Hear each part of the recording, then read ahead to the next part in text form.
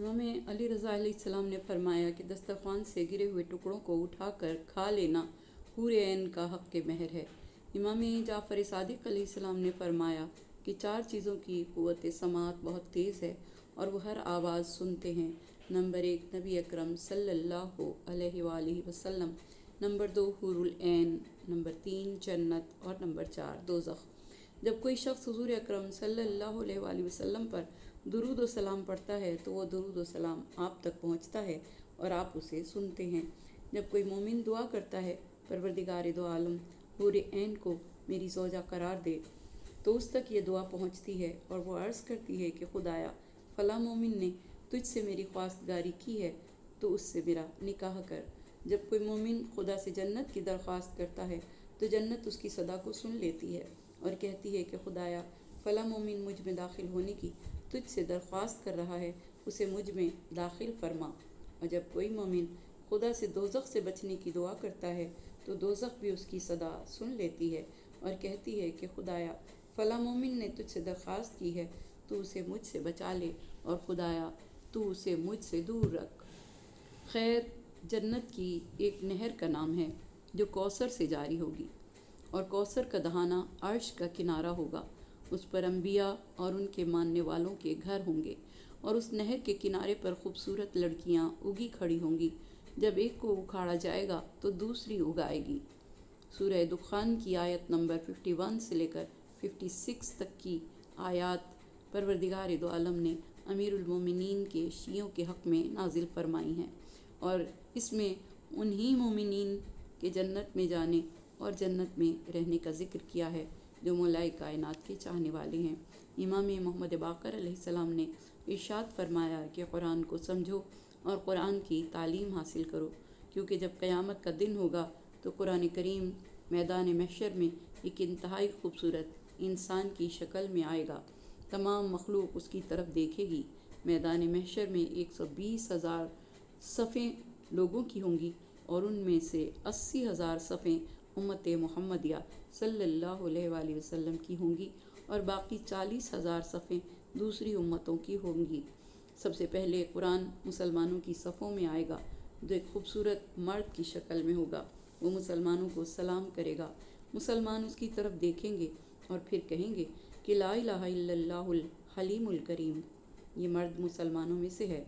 हम इसकी शक्ल सूरत और औसाफ से इसको पहचान रहे हैं, लेकिन ये हम सबसे ज़्यादा कुरान करीम के बारे में कोशिश करने वाला होगा। इसी वजह से जो हुस्न जमाल उसे अता किया गया है वो हमें अता नहीं हुआ। फिर कुरान मुसलमानों की सफ़ों से गुज़र जाएगा और शहदा की सफ़ों में आएगा। सारे शहदा उसकी तरफ देखेंगे, वो उसको सलाम करेंगे और सब कहेंगे कि ला इलाहा इल्लल्लाहुर रब्बुर रहीम। यकीनन ये बंदा शहदा में से है। हम उसके औसाफ व अलामात से उसको पहचानते हैं, मगर ये कि ये समंदर के शहदा में से है। इस वजह से इसको इस कदर हुस्न जमाल दिया गया है। वो हुस्न जमाल और फजीलत हमें अता नहीं हुई। फिर कुरान शहदा से गुज़रकर समंदर के शहदा की सफ़ों में आएगा जो एक शहीद की शक्ल में होगा। सब शहदाए समंदर उसकी तरफ नज़र करेंगे, उनका ताज्जुब बढ़ जाएगा और वो कहेंगे यकीनन ये समंदर के शहदा में से है। हम इसकी शक्ल सूरत और औसाफ से पहचान रहे हैं, मगर ये कि ये इस जजीरे का शहीद है जिसमें उसको तमाम जज़ायर से ज़्यादा मसाइब व आलाम लाहक हुए होंगे जो हमें लाहक हुए थे। इसी वजह से इसको वो हुस्न जमाल और नूर अता हुआ है जो हमें अता नहीं हुआ। फिर कुरान शहदाए समंदर की सफ़ों से गुज़र कर अंबिया व मुरसलीन की सफ़ों में आएगा। उसमें नबी और रसूल और तमाम वसी रसूल मौजूद होंगे और उसमें तमाम अंबिया और रसूलों की सिफ़ात पाई जाएंगी। वो सारे अंबिया व मुरसलीन उसकी तरफ देखेंगे, उनका ताज्जुब शदीद तर हो जाएगा और वो कहेंगे कि ला इलाहा इल्लल्लाहुल हलीमुल करीम। ये कोई नबी मुरसल है। हम इसके औसाफ व शक्ल से पहचान रहे हैं, मगर ये कि उसको फ़ज़ल कसीर अता किया गया है। सारे नबी और रसूल जमा होकर रसूल खुदा सल्लल्लाहु अलैहि वसल्लम की खिदमत में आएंगे और इसके बारे में आपसे सवाल करेंगे और कहेंगे कि मोहम्मद मुस्तफ़ा सल्लल्लाहु अलैहि वसल्लम ये कौन है। आप उनसे फरमाएंगे कि क्या तुम उसे नहीं पहचानते। सब अर्ज़ करेंगे कि हम इसको नहीं पहचानते। یہ یقیناً ان میں سے ہے جن پر اللہ کا کبھی غضب واقع نہیں ہوا۔ رسول خدا فرمائیں گے یہ مخلوق خدا پر اس کی حجت ہے، حجت اللہ علی الخلق۔ وہ سلام کرے گا، پھر وہ ان سے گزر کر ملائکہ کی صفوں میں آئے گا۔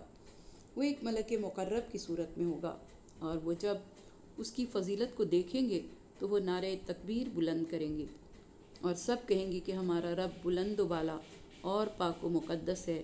یقیناً یہ وہ بندہ ہے جو ملائکہ میں سے ہے، ہم اس کی شکل و صورت کے ذریعے اسے پہچان رہے ہیں، مگر یہ کہ یہ سب ملائکہ میں سے اللہ کے زیادہ قریب ہے اور اس کا مقام سب سے بلند ہے۔ اسی وجہ سے اس نے اس کو نور و جمال کا جو لباس عطا کیا ہے وہ ہمیں عطا نہیں ہوا۔ پھر قرآن وہاں سے گزر کر آگے جائے گا، یہاں تک کہ وہ رب العزت تبارک و تعالیٰ کے قرب میں چلا جائے گا۔ پھر وہ عرش کے نیچے سجدے میں گر جائے گا۔ آواز قدرت آئے گی، اے میری زمین پر میری حجت، اور اے میری سچی کلام ناطق، اپنا سر اٹھاؤ اور سوال کرو، تو جو سوال کرے گا وہ تجھے عطا کیا جائے گا، اور شفاعت کرو، تمہاری شفاعت کو قبول کیا جائے گا۔ قرآن اپنا سر اٹھائے گا تو اللہ تعالیٰ اس سے فرمائے گا تو نے میرے بندوں کو کیسا پایا؟ قرآن عرض کرے گا، اے میرے رب، ان میں سے بعض وہ تھے جو میری حفاظت کرنے والے اور مجھے مامون و محفوظ رکھنے والے تھے۔ انہوں نے میری کوئی چیز ضائع نہیں کی، یعنی میرے امر کو انجام دیا اور میری نہیں سے رکے رہے، اور ان میں سے کچھ وہ ہیں جنہوں نے مجھے ضائع کیا اور میرے حق کو خفیف جانا، میرے سہارے جھوٹ بولا جبکہ میں تیری مخلوق پر حجت تھا۔ اس وقت اللہ تعالیٰ فرمائے گا، مجھے قسم ہے اپنی عزت و جلالت اور بلند مقام کی، میں آج ضرور بضرور تیری وجہ سے سخت عذاب دوں گا۔ امام فرماتے ہیں پس اس کے بعد قرآن مجید ایک اور صورت میں سر اٹھائے گا۔ آپ سے پوچھا گیا کہ اے ابو جعفر کس صورت میں آئے گا؟ آپ نے فرمایا ایک ایسے مرد کی شکل میں ہوگا جس کا رنگ اڑا ہوا ہوگا، اس کی رنگت تبدیل ہو چکی ہوگی، تمام اہل محشر اس کی طرف دیکھیں گے۔ پھر ہمارے شیعوں میں سے ایک مرد آئے گا جو اس کی معرفت رکھتا ہوگا اور اس کے ذریعے اہل اختلاف سے بحث و مباحثہ و مجادلہ کرتا رہا ہوگا۔ اس کے سامنے کھڑا ہوگا تو قرآن اسے کہے گا کیا تو مجھے جانتا ہے؟ تب وہ شیعہ بندہ جواب دے گا، اے بندے خدا، میں تجھے نہیں جانتا۔ پھر قرآن اپنی اس صورت میں آئے گا جس میں اس کو پہلی مرتبہ خلق کیا گیا ہوگا۔ پھر وہ اس بندے سے پوچھے گا، اب بھی تو مجھے نہیں پہچانتا؟ تو وہ بندہ عرض کرے گا کہ ہاں۔ اس وقت قرآن کہے گا کہ اے بندے خدا، میں وہ ہوں جس کے ساتھ تو راتوں کو جاگتا تھا اور تو نے اپنی زندگی میں مشکلات کو برداشت کیا اور میری وجہ سے لوگوں کے طعن و تشنی کو تو نے برداشت کیا۔ آگاہ ہو جاؤ، یقیناً ہر تاجر اپنی تجارت سے فائدہ اٹھاتا ہے، آج میں تیرے پیچھے ہوں۔ امام فرماتے ہیں کہ وہ اس وقت بارگاہ خدا میں عرض کرے گا کہ اے میرے رب، یہ تیرا بندہ اگرچہ تو اس کے بارے میں مجھ سے زیادہ جانتا ہے، یہ وہ بندہ ہے جس نے میری راہ پر چل کر اپنے آپ کو خستہ کیا، میرے حق کی رعایت کی، میری وجہ سے اس نے دوسروں سے دشمنی مول لی اور میری وجہ سے دوسروں سے محبت کی۔ آواز قدرت آئے گی، میرے اس بندے کو میری جنت میں لے جاؤ اور جنت کے لباسوں میں سے اسے لباس جنت زیب تن کراؤ، تاج کرامت اس کے سر پر رکھو۔ جب یہ سلوک اس بندے کے ساتھ کر دیا جائے گا تو پھر اس کو قرآن کے سامنے پیش کیا جائے گا اور قرآن سے کہا جائے گا، جو میں نے تیرے ولی و دوست کو اجر و ثواب دیا ہے اور جو کچھ اس کے ساتھ سلوک کیا ہے تو اس پر راضی ہے؟ قرآن عرض کرے گا، اے میرے خدا، یہ میرے نزدیک کم ہے، تو اس میں اور اضافہ فرما اور اس سے زیادہ اس کو خیر عطا فرما۔ اس وقت اللہ تعالیٰ فرمائے گا، مجھے اپنی عزت و جلالت اور بلند مقام کی قسم، میں اس کو اپنی 5 نعمات عطا کروں گا۔ میں اس کو جوانی و سلامتی، بے نیازی، خوشی، حیات جاویدانی عطا کروں گا، ایسی جوانی کہ جس کے بعد بڑھاپا نہ ہوگا، ایسی سلامتی کہ جس کے بعد بیماری نہ ہوگی، ایسی بے نیازی کہ جو محتاج نہ ہو اور ایسی خوشی کہ جس کے بعد اصلاً غم نہ ہو، ایسی زندگی جس کے بعد موت نہ ہو۔ اور پھر آپ نے اس آیت کی تلاوت فرمائی، پس وہ جنت میں سوائے پہلی موت کے اور کسی موت کا ذائقہ نہیں چکھیں گے۔ آپ سے عرض کیا گیا، اے فرزند رسول کیا قرآن کلام کرے گا؟ آپ مسکرائے، پھر فرمایا خدا ہمارے کمزور شیعوں پر رحم فرمائے، وہ اہل تسلیم ہیں۔ پھر فرمایا ہاں قرآن کلام کرے گا، نماز بھی بولے گی، اور اس کی ایک شکل و صورت ہوگی۔ وہ ایک مخلوق ہے جو امر بھی کرتی ہے اور نہیں بھی کرتی ہے۔ آپ کے صحابی بیان کرتے ہیں کہ میرا رنگ اڑ گیا، اور پھر میں نے عرض کیا یہ عجیب چیز ہے، میں لوگوں میں اس کو بیان کرنے کی طاقت نہیں رکھتا۔ امام نے فرمایا لوگوں سے مراد ہمارے شیعوں کے علاوہ کوئی نہیں۔ ہر وہ بندہ جو نماز کامل انداز میں نہیں ادا کرتا وہ ہمارے حق کا منکر ہے۔ آپ نے فرمایا ان الصلاۃ تنہی عن الفحشاء والمنکر ولذکر اللہ الاکبر، سورہ عنکبوت آیت نمبر 45۔ تحقیق نماز فحشاء اور منکر سے روکتی ہے اور اللہ کا بہت بڑا ذکر ہے۔ پھر فرمایا نہیں، قرآن کی کلام ہے، اور فحشاء اور منکر دو بندے ہیں جو آل محمد کے بہت بڑے دشمن تھے، اور ہم اللہ کا ذکر ہیں، ہم ہی ذکر اکبر ہیں۔ فضل من ربک ذالک هو الفوز العظیم، یہ آپ کے رب کے فضل سے ہوگا، یہی تو بڑی کامیابی ہے۔ بس ہم نے یہ قرآن آپ کی زبان میں آسان کر دیا تاکہ وہ نصیحت حاصل کریں، بس آپ بھی انتظار کریں، یقیناً یہ بھی انتظار کر رہے ہیں۔ فارتقب انہم مرتقبون، ہم نے اس کو آپ کی زبان پر آسان کر دیا سے مراد ہے کہ محمد صلی اللہ علیہ وآلہ وسلم جنت کی نعمت اور جہنم کے عذاب کو کتنا آسان بنا دیا گیا ہے تاکہ مشرک اس سے نصیحت حاصل کریں۔ فارتقب انہم مرتقبون، یہ اللہ تعالیٰ کی طرف سے دھمکی ہے، اور وعید یعنی عذاب کا وعدہ ہے کہ تم بھی انتظار کرو، وہ بھی انتظار کر رہے ہیں۔ اس آیت میں ان لوگوں کی طرف اشارہ ہے جو ہٹ دھرم طبیعت کے مالک ہیں، کج بحثی کے ذریعے سیدھا مسئلہ بھی پیچیدہ بنا لیتے ہیں، آیات متشابہات کے ذریعے غلط تعویل کرتے ہیں اور گمراہ ہو جاتے ہیں اور دوسروں کو گمراہ کرتے ہیں۔ قرآن کا دعویٰ ہے کہ جو اس سے ہدایت چاہے گا قرآن اس کو ہدایت دے گا، اور جو اس سے گمراہی چاہے گا قرآن اس کو گمراہ کر دے گا۔ جو لوگ آیات محکمات کو استدلال کا ذریعہ بناتے ہیں ان کو ہدایت ملتی ہے اور وہ صراط مستقیم پر چل پڑتے ہیں، اور آیت میں حکم ہو رہا ہے کہ ان کو ان کے حال پر چھوڑ دو، اب یہ منتظر رہیں عذاب کے، اور تم منتظر رہو خدا کی طرف سے کامیابی کے۔ یا باری لا، اس قرآن پاک کا پڑھنا، اس قرآن پاک کا سننا، اس قرآن پاک کا سمجھنا اپنی بارگاہ میں قبول و مقبول فرما۔ پروردگار دو عالم، ہم نے جو قرآن پاک کی تلاوت کی اور قرآن پاک کو سمجھنے کی کوشش کی، پروردگارہ تو ہماری اس کوشش میں اپنی توفیق کو شامل فرما۔ روز حشر قرآن کے ذریعے ہماری شفاعت ہو، قرآن ہماری سفارش کرنے والوں میں سے ہو، اور قرآن ہماری ہدایت کا ذریعہ ہو۔